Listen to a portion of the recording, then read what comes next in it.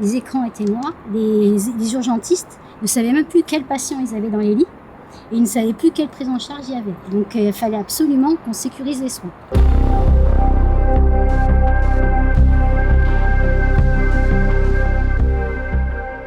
À 6h du matin, j'ai eu le directeur du système d'information qui m'a annoncé que c'était une cyberattaque.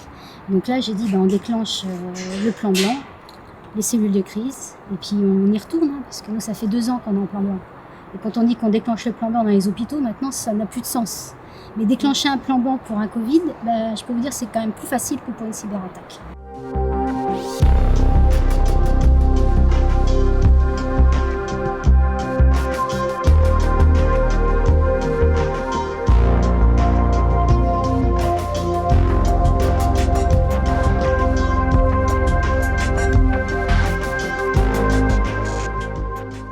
Le jour J, quand c'est arrivé, c'était vraiment le bordel, quoi. Tout fonctionne sur papier, le personnel est repassé à l'ancienne.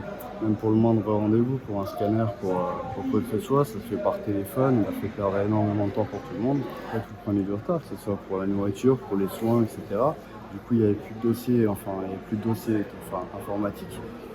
Ouais, c'était un petit peu la cata, quoi. On est revenu à la prescription papier, la surveillance par des pancartes, par les infirmières. Au lieu d'avoir une saisie informatique, elles saisissent ça comme elles faisaient il y a 10 ans ou 15 ans. Et puis des observations papier, les internes, au lieu de taper sur informatique, ils font des observations médicales, etc. On revient au dictaphone, tous les courriers sont dictés comme ça. Les secrétaires tapent sur des Word au lieu qu'il y ait un système de dictée vocale. En fait, les problèmes principaux, c'est pas tellement de faire fonctionner le service standard. Le service standard, lui, il arrive à s'en débrouiller.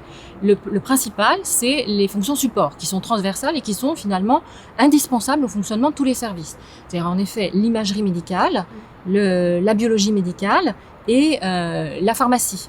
Alors là, il fonctionne en mode très dégradé, c'est-à-dire que toutes les commandes de pharmacie, par exemple, se font à la main, parviennent, non plus par fax ni rien du tout, mais par coursier à la pharmacie. C'est beaucoup plus long et difficile qu'auparavant où tout est informatisé, quoi. Les radiologues voient les clichés, mais ils ne peuvent pas les enregistrer sur les machines, ils ne peuvent pas enregistrer les comptes rendus, ils les font à la main, c'est plus long. On ne peut pas prendre en soins au CHSF pour l'instant des patients qui nécessiteraient une réactivité dans l'heure qui suit.